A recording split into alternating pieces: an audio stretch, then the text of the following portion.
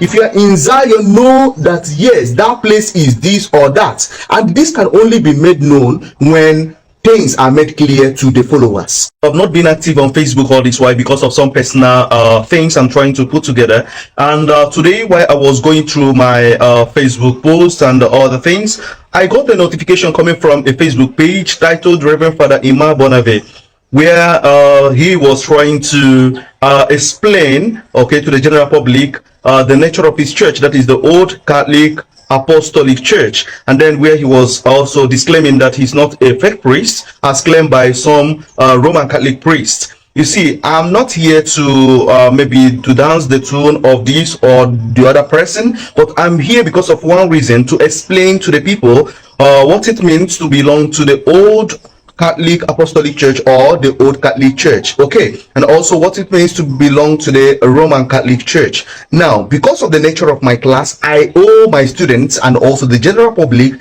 that explanation, because they need to understand what it means to belong to this Old Catholic Apostolic Church. When you talk about the Catholic Church, the Catholic Church is an umbrella that is housing or that is covering different families or Catholic families, okay, including the Orthodox Church, including the Old Catholic Church, okay. So once you talk about Catholic Church, you are talking of that large umbrella covering the Catholic family. Now, in this family, you have, as you have the father, you have the mother, you have all those, okay, nephew, niece, and all those things, okay. This is also how the name Catholic Church covers every person in the Catholic family. Now, when you talk about this Old Catholic Apostolic Church, this is a movement or a church that started from what we call the Old Catholic Church, okay. And this Old Catholic Church is a schismatic group, a divided, that is a group that separated itself from the Roman Catholic Church because of one reason, and that is the papal infallibility and also the authority of the Pope. Because of the papal infallibility and the authority of the Pope, this church left the Roman Catholic Church.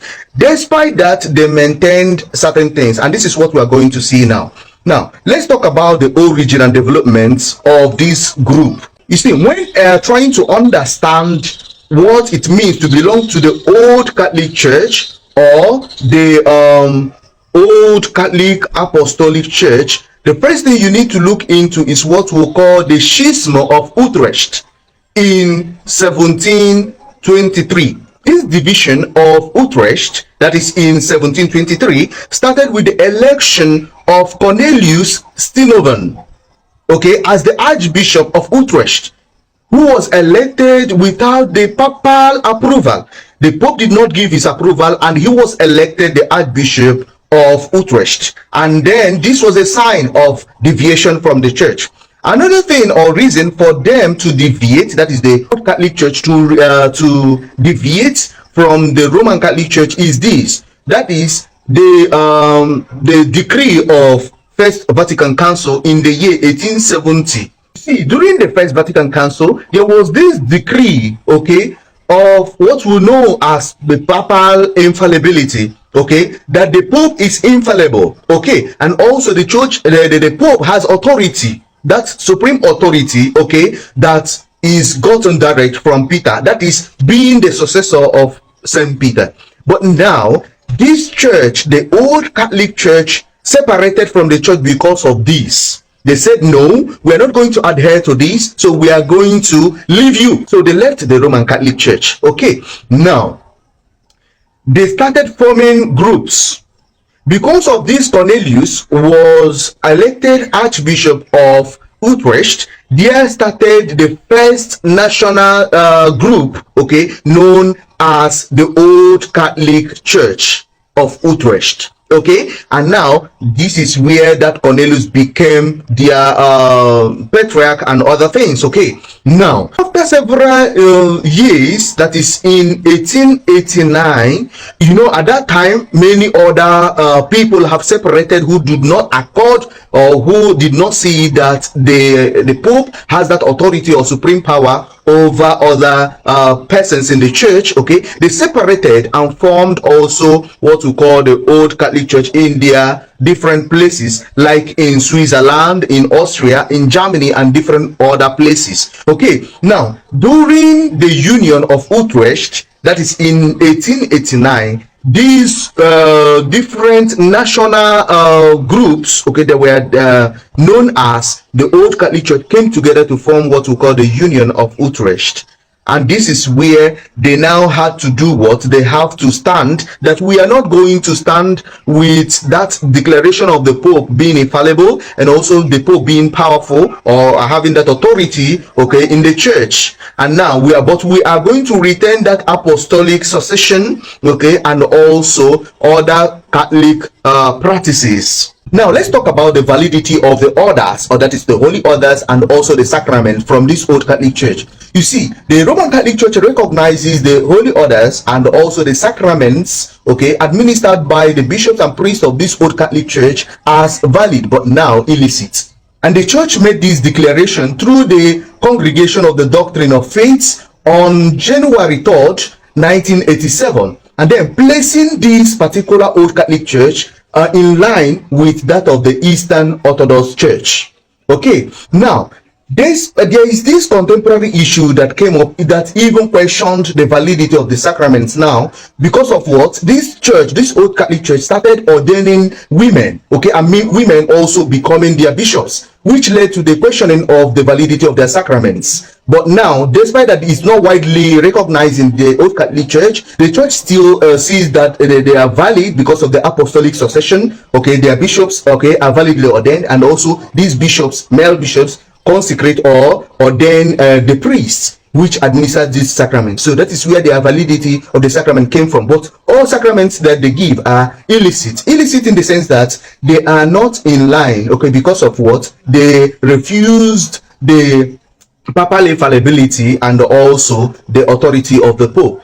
Now, the church in general, okay, advises its members to stay away from this Old Catholic Church. Okay, that is the Roman Catholic Church advises its members to stay away from these sacraments or from this church, because all they do is contrary to our belief. Okay, and now, despite that, the church still remain in dialogue in order to see that these two comes together. And now, the reason why some priests or some Roman Catholic priests are attacking these people or also the Zion ministry is because of what? Their identity is unknown to the people. The people do not know them.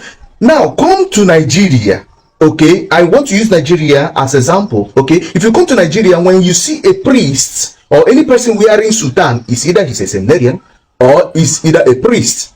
Okay, if you wear complete vestments, you are a priest. Okay, now, though Anglican, yes, you can recognize them, but now there is this, is hardly before you see somebody comparing Anglican and Catholic, except that he knows that maybe there are some theological things that differs. This is where you can now pick up, are you sure he's a Roman Catholic or Catholic priest or an Anglican? Now, what I mentioned earlier about the umbrella covering the whole Catholic family, okay, is only known to those in Nigeria. Once you talk about Catholic, they don't even know which one is Roman, which one is Orthodox, which one is this or that. Okay, they see every person as Catholic members, or they are coming from Catholic Church or the Catholics. So they don't know which one is this or that. And that is where the confusion comes in. And that is why the priests or Roman Catholic priests are trying to force things out from this particular reality of these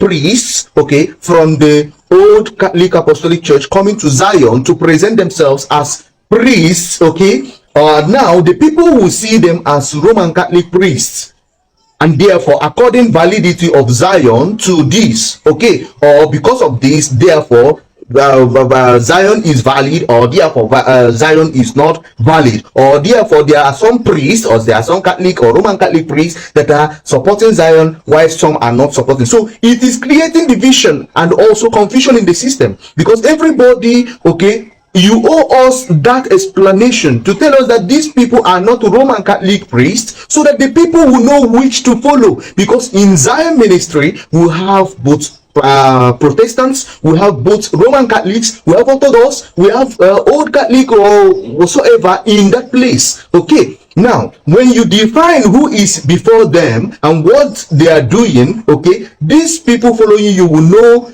which rhyme with their faith, because most are ignorant and they see them, they go for confession, they do certain things in their hands, and also they practice or they meet them for certain things. But when they are known to them, it is not left for somebody or individual person to meet them despite what he believes. Because if these people are not in line with the Roman Catholic teaching of what the papal infallibility and authority, which means as a Roman Catholic, you are not supposed to meet them for anything except in danger of death, which they can baptize. Okay, so make sure that you follow what is in accordance with your faith.